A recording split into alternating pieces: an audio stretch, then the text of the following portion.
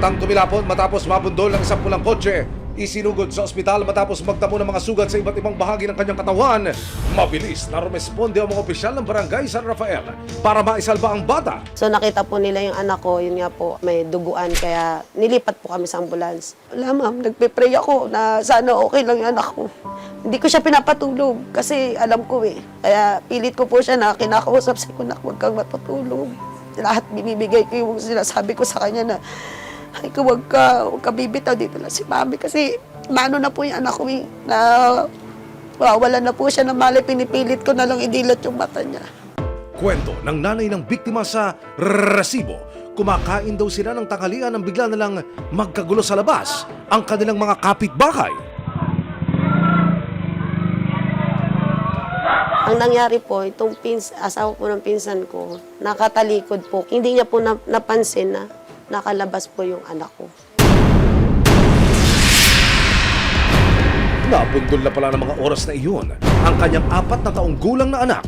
Makikita rin sa CCTV footage ang paglabas ni Carrie para tignan ang nangyayaring kaguluhan. Dito na raw niya naabutan ng dugo ang anak na si John John. Kinarga po nung 19 years old na nagdadrive ng sasakyan. Duguan na po yan ako eh. Lupay-pay na.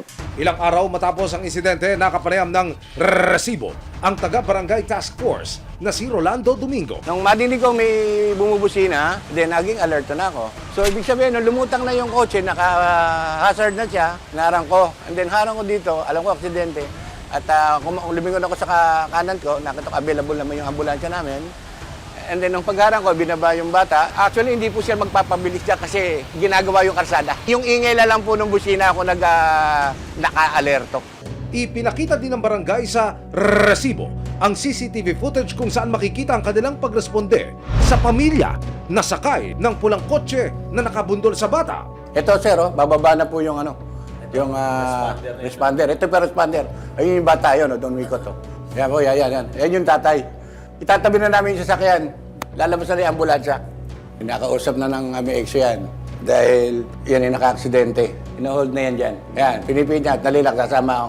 Magpapalit daw ng damit, kasamaan ng tanod, para may kasama itong kotse. Ayan, tingnan niyo po ha. Ayan, nakita niyo. Ayan, tumakas na.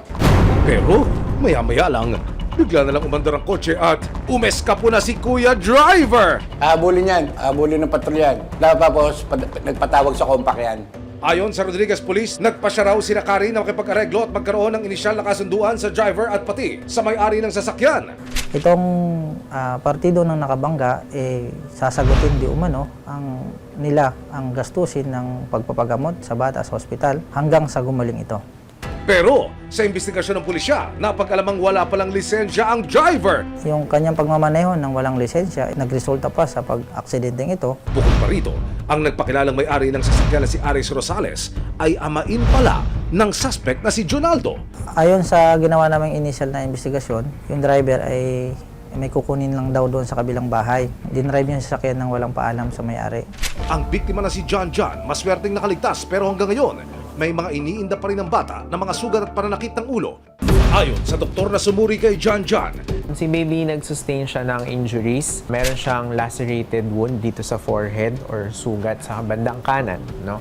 Tapos meron din siyang mga abrasion or gasgas sa muka, sa braso, sa kamay, tsaka sa knees niya, magkabila meron. Sa pahintulot ng kanyang mga magulang, nakausap ng Resibo si John John. Saan yung masakit? Ulo mo po. Turo mo po. Saan po masakit po? Ulo lang daw po. Ayon kay Carrie, nakalabas na sila ng ospital pero hindi raw tumupad sa napagkasunduan ng driver at may-ari ng sasakyan. Ginawa na lang daw nila ng paraan na mabayaran ang mga gastusin sa ospital. Ito yung bill namin po sa ospital na ayaw po nilang bayaran. Mabot po kami ng 19,582.61 po. Kaya nito lang April 28, 2025, sinamakan ng Resibo si Carrie sa Barangay San Isidro para magsampa ng reklamo laban sa suspect at may-ari ng sasakyan. Ma'am, ano pong sadya natin, ma'am?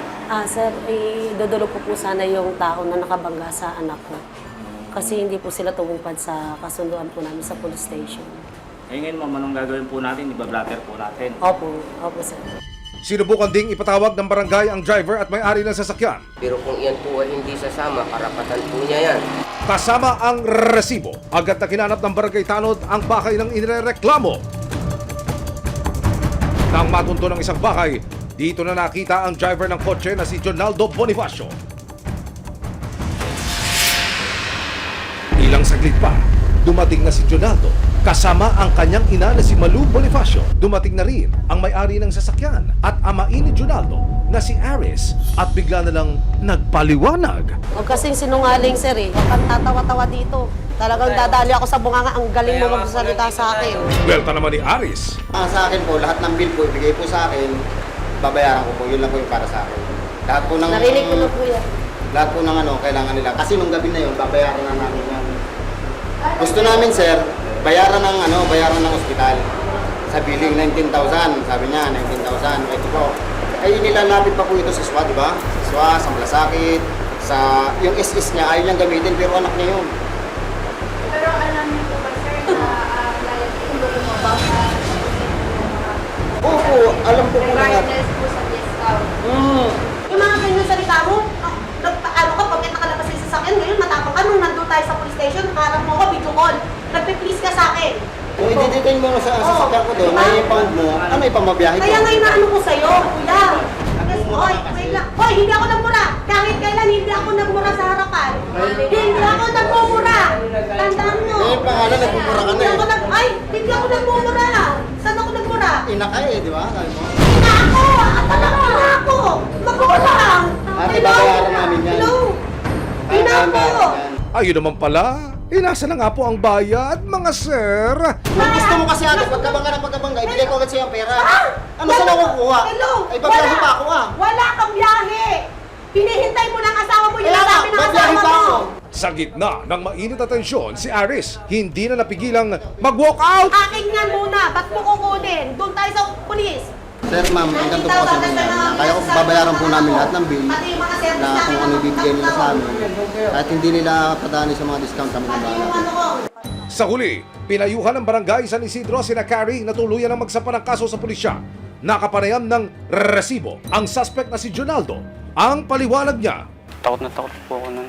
Hindi ko kasi inaasahan yung pangyayari nun. Tsaka po, hindi talaga ako marunong manakit ng tao. pag-amin pa niya, hawak niya ang kanyang cellphone na mangyari ang aksidente. Nilalapag ko po yung cellphone dito po, ma'am. Tapos biglang nag-slide pababa. Kaya hindi ko nakita yung bata. Biglang tumakbo. Hindi ko naman po tinakbuhan yung bata eh. Ako pa po yung unang dumampot sa bata.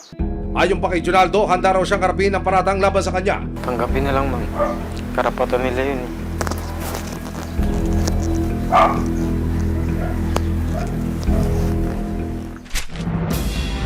April 29, 2025, formal lang nagsampa ng kaso sina Carrie sa Rodriguez Police.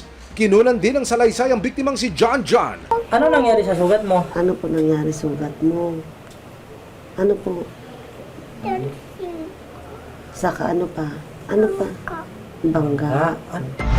Sinampahan si Jonaldo ng kasong reckless imprudence resulting in physical injury and violation to RA 4136 o driving without license dahil sa pagmamaneho ng walang lisensya.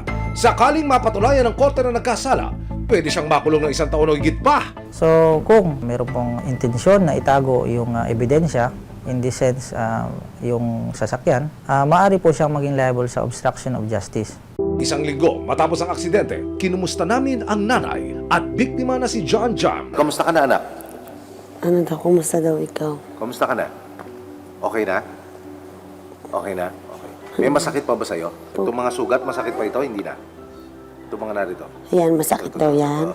Sa ito, masakit ito? Hindi. Masakit Okay na? daw po. Okay na. Konti, konti. Ito rin, mami. Meron din siya dito. Mami, patingnan. Opo, yan po. Saka dito sa may, ayan po. Makas-kas, ano po? Opo. Ay naman kay Carrie, malaki ang natutuhan niya sa silapit ng anak. Alam kong masakit bilang ina. Pero paano niyo ilalarawan sa ating mga taga-subaybay gaano kasakit sa isang ina na sapitin ito ng kanyang anak? Sobrang sakit, sir.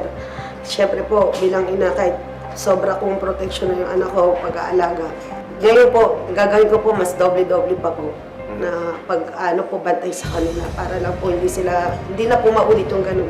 Ayun po yung pinakaano ko po sa akin, sa pamilya ko.